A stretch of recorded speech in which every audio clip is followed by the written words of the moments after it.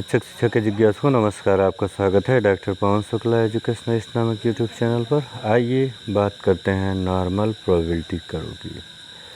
सामान्य संभाव्यता करों के बारे में आपने पिछले वीडियो में देखा तो जाना होगा कि जो सामान्य संभाव्यता करो होता है उसकी मुख्य खूबी यह है कि इस पर संसार का कोई भी चर इस पर रखा जा सकता है। उस चर के आधार पर कोई भी चर उस पर रख करके आप देख सकते हैं।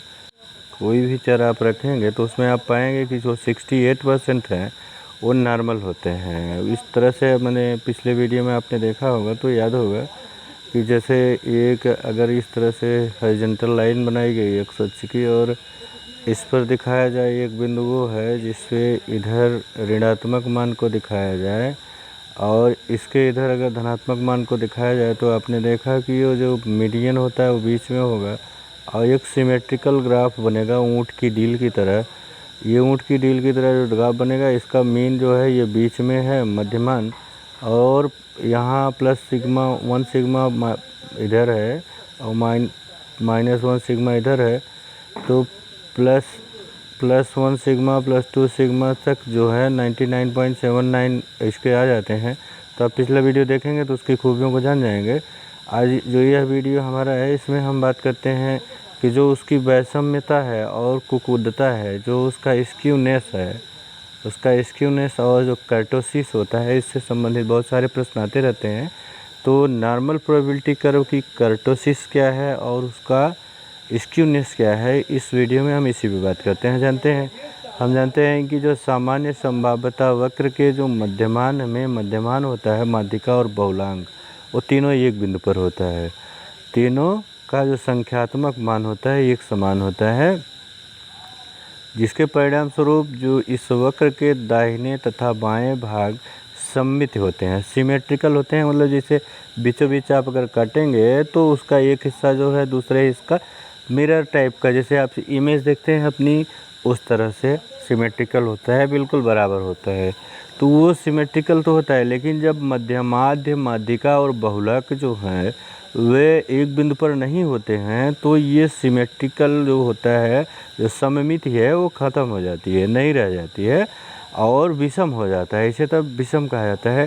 कर्ज और मेवो की बात करें तो कर्ज और मेवो ने 1979 में कहा था कि सममिति जो आकार में जो सिमेट्री है, सममिति आकार में जिस मात्रा में आवृत्ति वितरण विचलित होता है उसे वैषम्य की संज्ञा या विकृति की संज्ञा दी जाती है।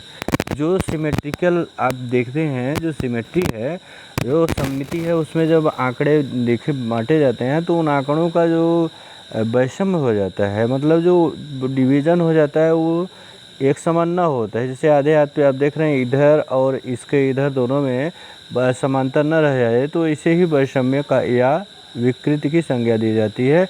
तो इसी पहले हम वैषम्यता की बात करते हैं यानी स्क्यूनेस की बात करते हैं। तो वैषम्य के दो प्रकार हैं। आप देखें तो वैषम्यता जो है दो प्रकार की होती है।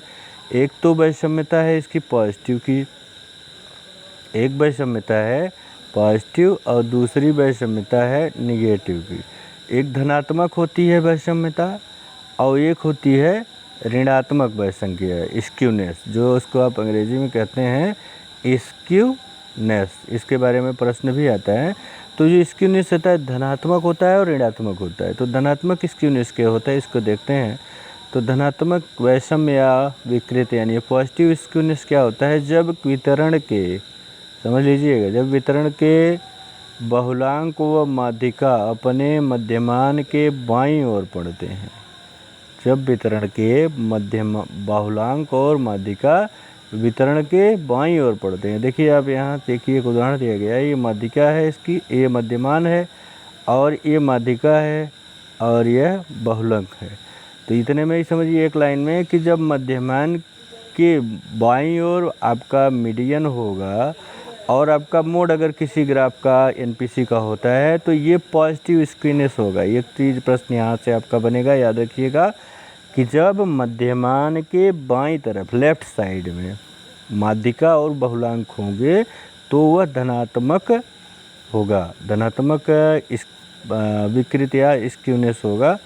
अब देखिए बाईं ओर पढ़ते हैं तब प्रसामान्य जो प्रसंभाव्यता वक्र की विकृति है वह धनात्मक होती है। जैसे यदि एक बहुत कठिन परीक्षण पर जो टेस्ट है, हार्ड टेस्ट है, उस पर अधिक परीक्षार्थियों का जो प्राप्तांक कम होता है, अगर उस पर जो टेस्ट दिया गया है तो आप जानते ही हैं कि जो हार्ड होगा, जो टेस्ट कठिन होगा, तो उस टेस्ट का देखेंगे तो उस पर क्या होगा, जो मीन होगा उस मीन से कम ही होगा। तो अंक वितरण न्यूनतम सीमा की ओर उसका बढ़ता है, यानी परीक्षार्थियों का प्राप्तांक कम होता है। और जब अंक वितरण आप एनपीसी पे दिखाएंगे तो अंक वितरण न्यूनतम सीमा की ओर होता है। जैसे जैसे लेफ़्ट साइड जाएंगे ओरिजिन तरफ, जैसे जैसे उच्चतर सीमा की ओर आप बढ़ते हैं, यानी बहुलांक की ओर बढ़ते हैं, तो परीक्षार्थियों की संख्या कम होने लगती है। और ऐसे वक्र के बहुलांक के दाएं माध्यिका व माध्यिका के दाएं मध्यमान होता है। ठीक है, बहुलांक के, ध्यान से यहाँ इस बात को समझ लीजिएगा, ऐसे वक्र के जो दाहिने होता है, देखिए ऐसे वक्र के मध्यमान, देखिए मध्यमान है तो मध्यमान के बाएं, देखिए मध्यमान के बाएं पड़ा ना आपका, मध्यमान के बाएं, देखिए ये पड़ा मीडियन आपका। और जो ये मध्यमान के बाएं मध्यमान माध्यिका है, माध्यिका के बाएं आपका बहुलक पड़ रहा है। दोनों चीज़ देख रहे हैं ना, यानी मध्यमान जो है उसका जो मेन पॉइंट है इसके बाईं ओर ये पड़ रहा है, क्या आपका मध्यमान पड़ रहा है। माध्यिका के बाईं तरफ मध्यमान के बाईं तरफ माध्यिका पड़ेगी और माध्यिका के बाईं तरफ पड़ेगा आपका बहुलांक। ठीक है, तो फिर जब प्रसामान्य वितरण का आप देखेंगे वक्र की तो विकृति धनात्मक होती है। जैसे यदि एक बहुत ही आपने देखा कठिन परीक्षार्थी है तो उसमें परीक्षार्थियों की संख्या धीरे धीरे कम हो जा रही है। आप देखिए ग्राफ आगे की तरफ बढ़ रहा है, आपके सामने है, तो मध्यमान के दाएं माध्यिका के दाएं मध्यमान हो गया है। अब ध्यान से समझ लेंगे तो आपको समझ में आ जाएगा। मध्यमान ये है, मध्यमान कहाँ है, आप ध्यान से देखिए, दाएं माध्यिका व माध्यिका के दाएं मध्यमान, यहाँ से दाहिने जाएंगे माने इसके लेफ्ट, या आप उसका रिवर्स करेंगे, अर्थात जब प्राप्तांकों का केंद्रीकरण बाईं ओर होता है। अब यहाँ भी एक प्रश्न आपके लिए बनेगा कि जब प्राप्तांकों का केंद्रीकरण बाईं ओर होता है तो कैसा स्क्यूनेस होता है। तो इसको आप याद रखिएगा, परीक्षक दृष्टि महत्वपूर्ण है, ये पॉजिटिव है। बाईं ओर होने का मतलब क्या है, ये घनत्व जो है लड़कों का, जो बच्चे परीक्षा दे रहे हैं उनका आप जो देख रहे हैं कि टेस्ट है, इधर से आप देखिए, इधर से इधर संख्या आपकी बढ़ती जा रही है। आप जैसे जैसे इस ग्राफ को इधर देखेंगे बाई तरफ, तो आप देखिए बाई तरफ आपको डेंसिटी बढ़ती जा रही है। अब जैसे जैसे लेफ्ट में जा रहे हैं, राइट तरफ जा रहे हैं, संख्या कम होती जा रही है, संख्या कम होती जा रही है। तो संख्या कम होने का मतलब क्या है कि वो जो टेस्ट था उस पर बच्चे जो अधिक अंक पाने वाले हैं बहुत कम हैं। जानते ही हैं कि कठिन पर अगर कोई टेस्ट लिया जाएगा, हार्ड टेस्ट लिया जाएगा, तो उसमें अच्छे अंक यानी हायर ऑर्डर का जो रैंक पाने वाले लोग होंगे उनकी संख्या कम हो जाएगी। देखिए इस ग्राफ में आप निश्चित रूप से इसको समझ जाएंगे कि आप इस ग्राफ में जब देखेंगे कि यहाँ पर देखिए एक्स अक्ष आपका होता है और यह वाई अक्ष है ना। अब एक्स अक्ष पर आप यहाँ दिखा रहे हैं क्या, ये आपका क्या है, वर्गांतर है। ये जैसे जैसे इधर बढ़ रहा है देखिए कम होता जा रहा है। देखिए आप खुद देखिए कि ग्राफ ऐसे आ रहा है ना, यहाँ से ओरिजिन से शुरू हुआ, इधर आया, फिर ओरिजिन से यहाँ तक गया, फिर यहाँ तक गया। तो आप अगर इस पर संख्या, इधर आप जानते हैं क्या दिखा रहे हैं, वाई अक्ष पर आप दिखा रहे हैं नंबर। तो वाई अक्ष पर नंबर दिखा रहे हैं, तो यह नंबर जैसे जैसे ऊपर की तरफ बढ़ा है, जैसे जैसे आप देखिए यहाँ बढ़ा इतना था, यहाँ आया ग्राफ आपका यहाँ हो गया। तो एक सच से ही देखिएगा, फिर यहाँ देखिए, फिर यहाँ देखिए, तो धीरे धीरे आपके ग्राफ की लंबाई कम होती जा रही है। इसका मतलब जो छात्रों की संख्या है वह जैसे जैसे टेस्ट में अंक बढ़ते जा रहे हैं, आप मैक्सिमम मार्क्स को दर्शाते रहे हैं, तो वहाँ मार्क्स में के हिसाब से विद्यार्थियों की संख्या कम होती जा रही है। तो ऐसे जो आपको मिलेंगे तो इस तरह का जो स्क्यूनेस होगा वह होगा पॉजिटिव। ध्यान से समझिएगा, ये कौन सा है, पॉजिटिव है, धनात्मक वैषम्य है। तो धनात्मक वैषम्य को समझने के बाद चलिए आगे देखते हैं ऋणात्मक वैषम्य क्या होता है। इसका बहुत ही प्रासंगिक उपयोग होता है, इसलिए आप हमेशा याद रखिएगा, ये परीक्षाओं में पूछा जाता है।